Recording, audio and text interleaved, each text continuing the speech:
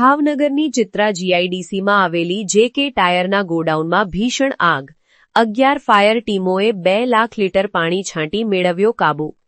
ભાવનગરના ચિત્રા વિસ્તારમાં આવેલી જીઆઈડીસીમાં જે.કે. ટાયરના ગોડાઉનમાં અચાનક આગ લાગવાની ઘટના બની હતી.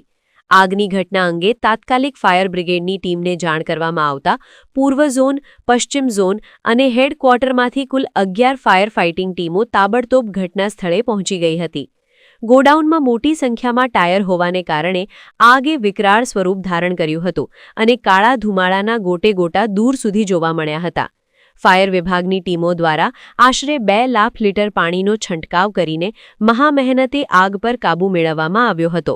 જો કે આ સમગ્ર ઘટનામાં કોઈ જાનહાનિ થઈ નથી, પરંતુ ગોડાઉનમાં રહેલા લાખો રૂપિયાના ટાયર બળીને ખાખ થઈ જતા મોટું નુકસાન થવા પામ્યું છે. આજે સવારે 5:59 કલાકે ફાયર બ્રિગેડ પર ફોન દ્વારા વર્દી લાવેલ કે ચિત્રા જીઆઈડીસીમાં આવેલ જે.કે. ટાયરમાં આગ લાગેલ છે. તુરંત ફાયર બ્રિગેડ સ્ટાફ, પૂર્વ ઝોનલ, પશ્ચિમ ઝોનલ અને હેડક્વાર્ટરની ટીમ ફાયર હેડક્વાર્ટરથી રવાના થયેલ અને આગ કંટ્રોલમાં છે. 2 લાખ લીટર પાણીનો છંટકાવ કરેલ છે અને આગ કામગીરી પૂર્ણ થવાની તૈયારીમાં છે. 11 વ્હીકલની ઉપયોગ કરેલ છે, એમાં 2 લાખ લીટર પાણીનો છંટકાવ કરેલ છે.